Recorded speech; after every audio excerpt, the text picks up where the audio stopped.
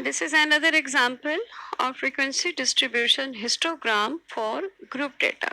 जैसे कि अभी हम बात कर रहे थे कि आपके पास ग्रुप डेटा और अनग्रुप डेटा दोनों में ये चीज़ें मौजूद हैं. This is the example of group data. आप देख सकते हैं कि आपके पास ये डिफरेंट ग्रुप्स बने हुए हैं और उन ग्रुप्स के सामने उनकी फ्रीक्वेंसीज लिखी हुई हैं. ये एक साइन है जिसको कि हम कहते हैं स्केल ब्रेक साइन. जैसे अभी हमने ग्राफ के जो रूल्स थे, जनरल रूल्स में देखा था कि वो ये कह रहे थे कि आपके एक्स एक्सिस और वाई एक्सिस जो है वो ज़ीरो से इक्वली स्टार्ट हो रहे होने चाहिए.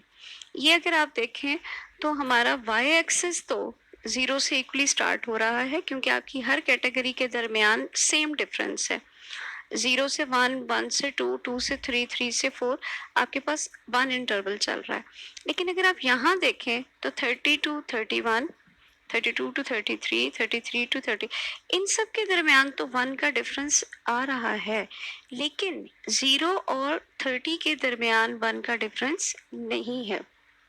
स्केल ब्रेक का मतलब होता है कि जिसमें हम ये बताते हैं कि अदर देन फर्स्ट कैटेगरी हमारा बाकी सारा इंटरवल सेम है. This is something understood kind of sine जिसमें के जो भी इसको पढ़ेगा तो उसको अंडरस्टैंडिंग हो जाएगी कि फर्स्ट जो कैटेगरी है वो रेगुलर नहीं है लेकिन उसके बाद तमाम कैटेगरीज रेगुलर हैं. तो इस अंदाज में वो जैसे मैंने आपको बताया था कि जर्नली हम इन रूल्स को फॉलो करते हैं लेकिन with the exception of data हमें थोड़ी सी मॉडिफिकेशन करनी पड़ती है. लेकिन उस मॉडिफिकेशन के भी हमारे पास रूल्स मौजूद हैं कि अगर आपको वो मॉडिफिकेशन करनी पड़ती है तो उसको आपने अपने डाटा के अंदर अपने ग्राफ के अंदर किस तरह रिप्रेजेंट करना है ताकि उसकी अथेंटिसिटी चैलेंजेबल ना हो. This is an other type of, कहना तो नहीं चाहिए कि टाइप कह लें या हम कहते हैं कि ये एक और प्रेजेंटेशन स्टाइल है हिस्टोग्राम का. ये बड़ा इंटरेस्टिंग सा स्टाइल है जिसमें क्या आपने ग्राफ तो बनाया है जिसमें एक्स स्कोर्स आपके नज़र आ रहे हैं कि एक्स एक्सिस पे ही हैं लेकिन आपका वाई एक्सिस मिसिंग है. और इसमें आप क्या कर रहे हैं, इसमें आप क्या कर रहे, हर एक कैटेगरी पे आपने जो एक ब्लॉक बनाया है वो रिप्रेजेंट कर रहा है कि इसमें इतनी फ्रीक्वेंसी मौजूद है. यानी स्कोर 1 पे एक फ्रीक्वेंसी है, स्कोर 2 पे 3 फ्रीक्वेंसी है, स्कोर 3 पे भी 3 फ्रीक्वेंसी है and so on. So this is also called histogram, लेकिन इसको हम मॉडिफाइड फ्रीक्वेंसी डिस्ट्रीब्यूशन हिस्टोग्राम कहते हैं.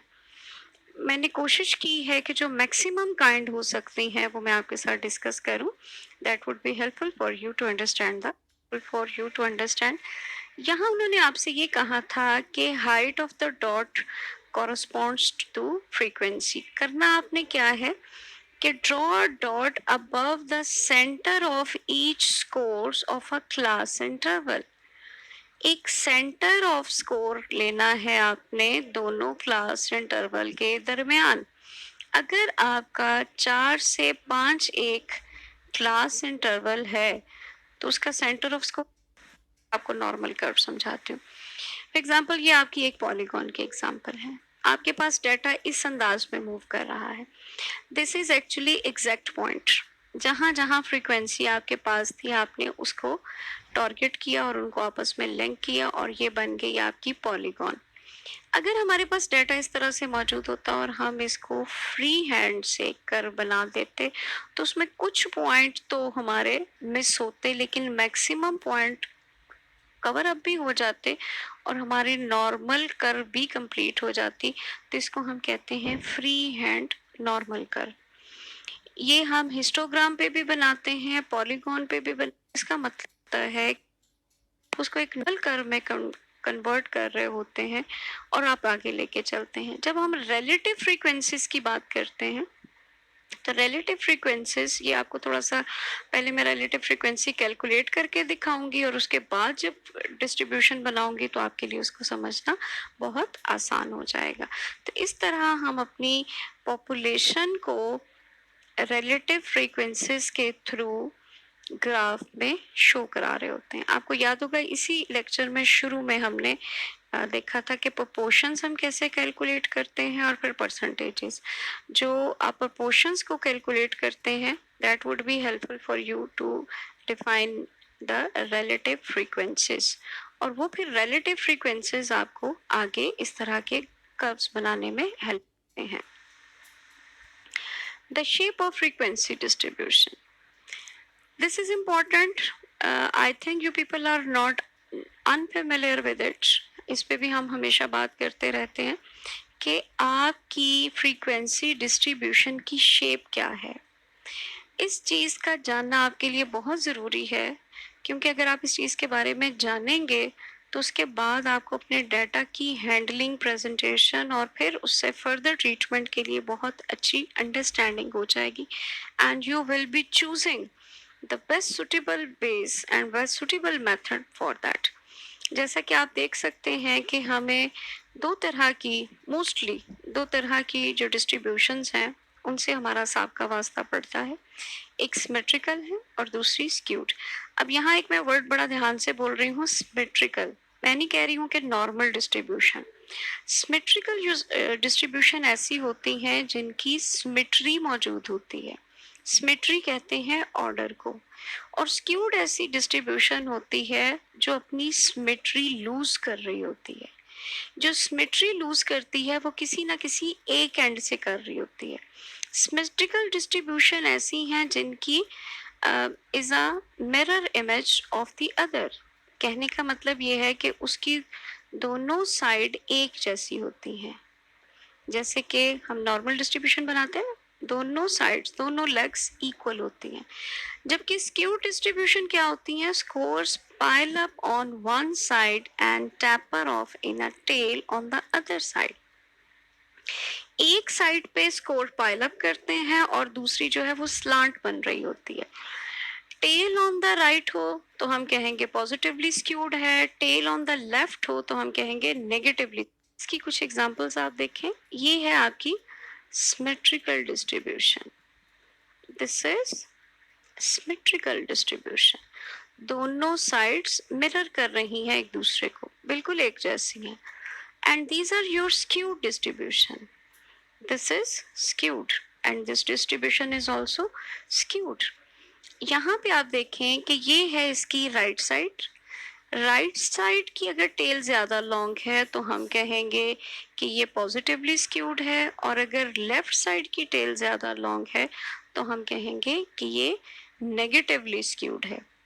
अगर आप इस वाली डिस्ट्रीब्यूशन में देखें तो मुझे ये बताइए, अभी हमने ग्राफ्स थोड़े से स्टडी किए, एक्स एक्सेस थोड़ा स्टडी किया। इस क्वेश्चन को लिख लें, ये मैं आप लोगों से डिस्कशन क्लास में भी पूछूंगी कि अगर एक पॉजिटिवली स्क्यूड डिस्ट्रीब्यूशन है तो ग्राफ की सेंस में हम क्या समझते हैं कि उसमें ज़्यादा हाई स्कोरर होंगे कि लो स्कोरर होंगे, और इसी तरह से नेगेटिवली स्क्यूड डिस्ट्रीब्यूशन में हमारी पॉपुलेशन के अंदर स्कोर्स की अचीवमेंट किस अंदाज। अब हम देखते हैं कि ग्राफ्स को मिसयूज कैसे किया जाता है। This is very important point. ये आपकी असाइनमेंट है। इसके साथ मैंने जो आपको ये भेज रही हूँ इसके अंदर इस भी इसकी कुछ डिस्क्रिप्शन मौजूद है। इसको थोड़ा सा आपने स्टडी करना है, और ये हम अपनी एक्टिविटी में क्लास की ये जो हमारी इंटरेक्टिव सेशन की एक्टिविटी है उसमें देखेंगे कि uses and miss uses of graph क्या होते हैं, किस तरह से उसी इंफॉर्मेशन को हम मॉडिफाई करके, थोड़ा चेंज करके, टेलर्ड करके किस अंदाज में शेयर कर रहे होते हैं। ये अगर आप देखें तो आपके पास डिफरेंट ईयर्स का डाटा है और ये आपके पास उसके ऊपर फ्रीक्वेंसीज हैं। सेम हेयर, लेकिन क्या ये दोनों जो ग्राफ्स हैं ये सेम इंफॉर्मेशन दे रहे हैं या डिफरेंट इंफॉर्मेशन दे रहे हैं? और जो इंफॉर्मेशन इसके अंदर चेंज हुई है, वैसे अगर आप इसको ग्राफिकल टर्म्स में बात करें तो ये ग्राफ भी बिल्कुल ठीक है और ये भी बिल्कुल ठीक है। अपनी इंफॉर्मेशन को ये भी उसी तरह से एलेबोरेट कर रहा है और ये भी कर रहा है। ग्राफ के जो रूल्स हैं उनको ना ये वायलेट कर रहा है ना ये वायलेट कर रहा है। लेकिन जो पहली नज़र में आप इन दोनों से मीनिंग निकाल रहे हैं, उनके दरमियान कितना डिफरेंस है, दिस इज़ इम्पोर्टेंट क्वेश्चन। तो इसको हम मज़ीद एक्सप्लोर भी करेंगे, डिस्कस भी करेंगे, ये आपके लिए एक फूड फॉर थॉट है, इसके ऊपर आप सोचिए। And stay blessed, take care of yourself, we will be talking on it, आपके क्वेश्चंस भी डिस्कस करेंगे, क्यूरीज भी करेंगे, और जो मैंने अपनी तरफ से कुछ आपको टीजर्स देने की कोशिश की है उनको भी हम डिस्कस करेंगे। Be ready for that.